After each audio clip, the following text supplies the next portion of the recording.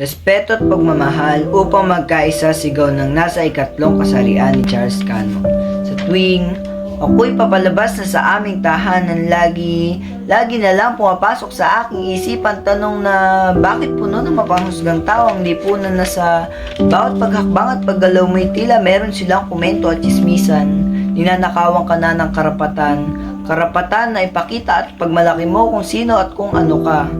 Pati na din tuloy talento mong kakaiba at kay ganda ay di na nila nakikita sapagkat mas nais nilang lagi kang tapakan, laitin na akala mo may malaki silang ambag sa lipunan. Inais mo lang naman mabuhay ng normal, pero pilit nilang pinagkakait ito sa'yo. Di na tuloy namin alam kung ano ang ibig sabihin ng pagmamahal at respeto. Ba't pa namin naalamin o sisiya sa atin kung hindi naman kayang ipadama ito sa amin?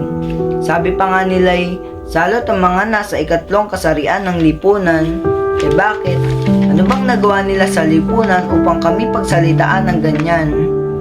Baka nga pag nagbuod si San Pedro, mas madami pa ang nagawa namin sa'yo. Kaya pwede ba? Tama na, nakakapagod na sa mundong mapampuna.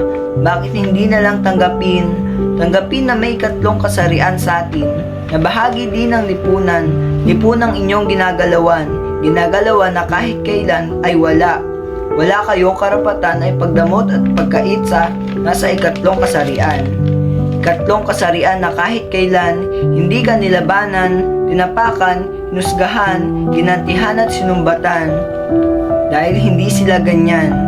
Kahit ilang beses mo silang saktan at sugatan, dapat na tayo magsama-sama, dapat na tayo magkaisa, pag-isahin, pagbuklodin, at muling buuin ang sambayanang hindi inaasahang nasira dahil sa mga taong mapanghusga at mapangpuna.